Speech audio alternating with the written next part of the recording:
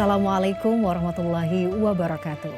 Pemirsa Gapai Kemuliaan yang dirahmati Allah, apa kabar Anda hari ini? Semoga Anda senantiasa sehat dan selalu berada dalam lindungan Allah Subhanahu wa taala. Amin ya rabbal alamin.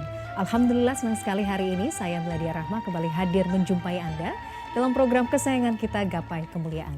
Insya Allah selama 45 menit ke depan kita akan membahas kisah-kisah penuh tauladan dari sirah nabawiyah, perjalanan hidup Rasulullah SAW yang syarat dengan hikmah dan pelajaran untuk menjadikan kita pribadi yang lebih baik dari meneladani kehidupan beliau SAW.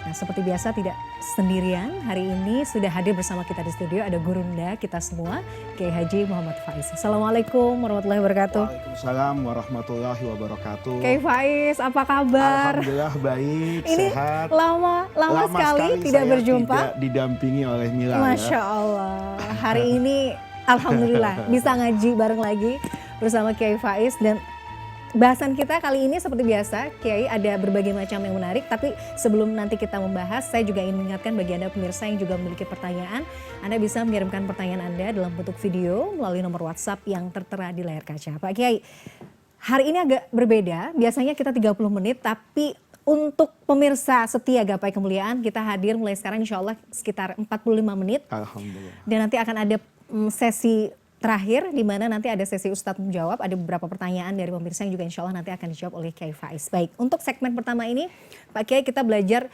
bagaimana keseharian mungkin baginda Rasulullah SAW beserta dengan para sahabatnya. Yang menarik adalah pada saat di masa-masa para sahabat pada saat itu ya dengan baginda Rasulullah, ada satu sahabat yang sangat dicintai Rasulullah, Mu'adz bin Jabal.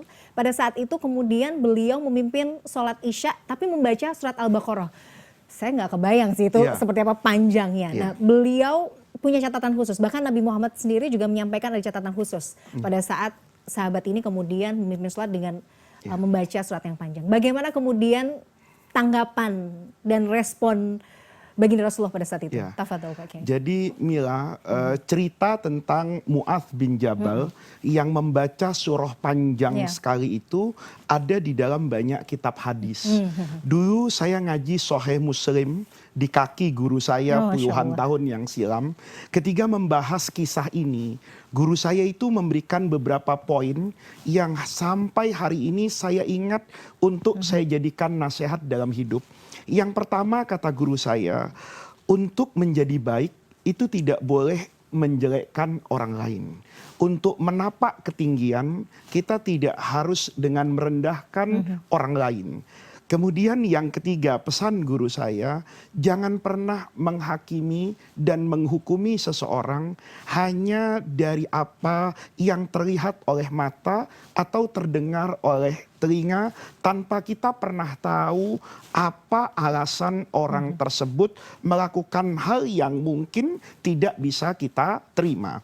Mu'adz bin Jabal, ini sahabat mulia Rasulullah ini punya kebiasaan untuk selalu menjadi yang terbaik dalam meraih pahala. Jadi ibadahnya ini tidak pernah minimalis. Kalau kita ada kesempatan untuk mencari diskon, memendekkan, itu kita lakukan. Betul. Jadi Mu'adz bin Jabal, ini kalau sholat Mila ya, itu selalu 2 kali. Dia tidak mau kehilangan kesempatan berjamaah dengan Nabi, tetapi dia tahu bahwa di kampungnya itu tidak ada orang yang bisa menjadi imam.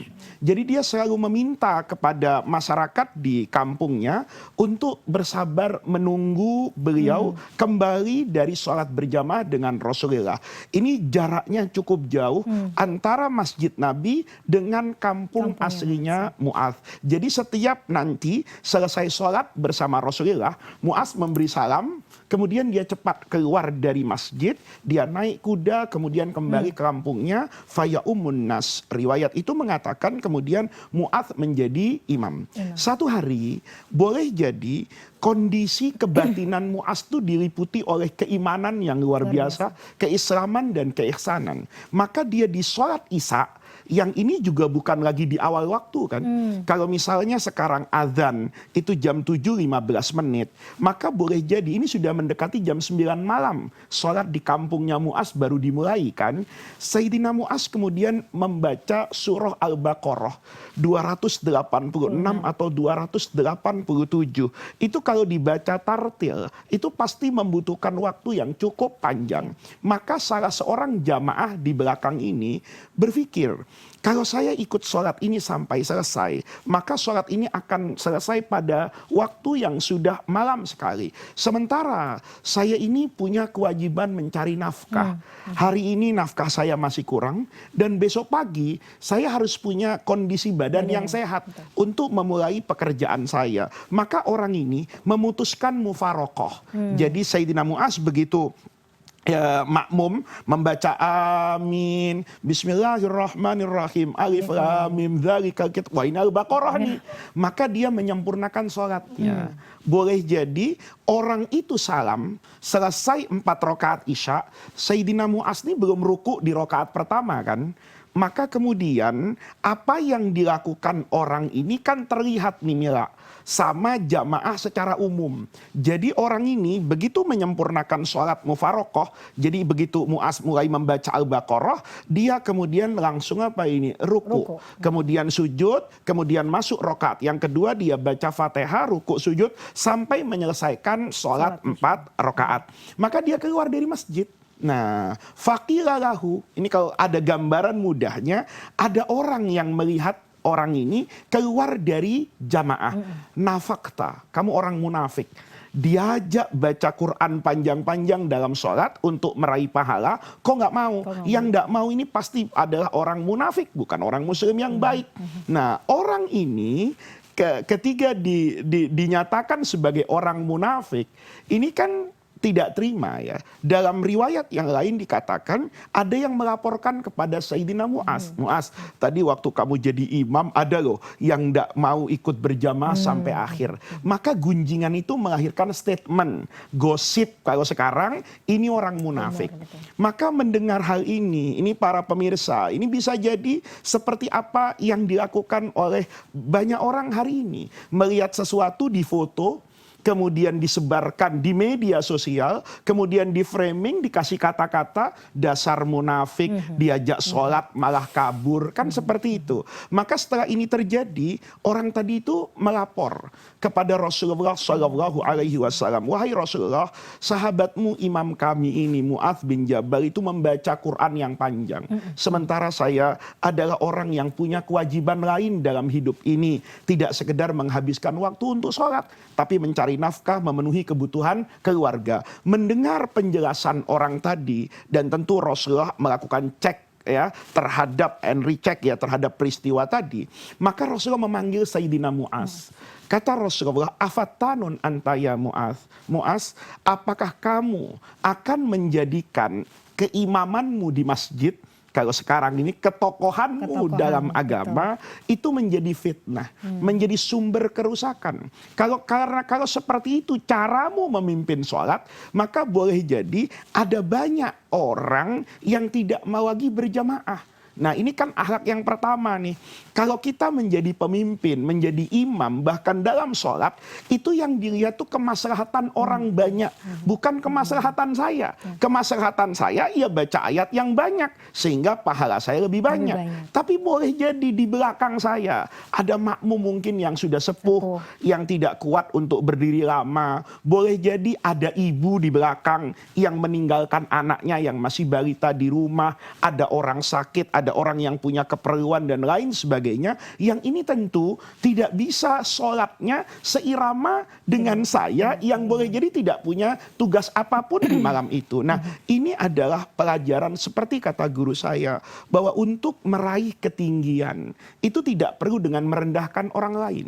Saya ingin meraih ketinggian kepada Allah. Dalam konteks cerita ini adalah memperbanyak jumlah ayat yang saya baca. Tetapi untuk meraih ketinggian itu, kalau dengan cara merendahkan orang, itu kan menjadi tidak berpahala. Salah-salah nanti akumulasi dosa menyakiti orang itu akan lebih besar daripada dosa meraih pahala yang itu sekedar hukumnya adalah sunnah memperpanjang bacaan.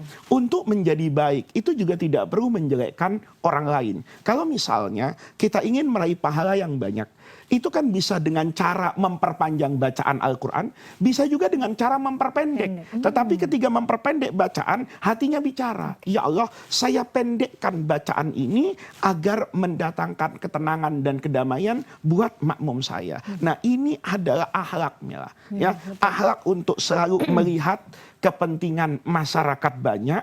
Kalau jadi pemimpin, makanya imam itu sebelum sholat itu disunnahkan loh untuk melihat makmumnya kan, ketika meluruskan itu. Begitu saya nengok kanan, oh ada orang sepuh nih, oh ini ada orang yang baru keluar dari rumah sakit.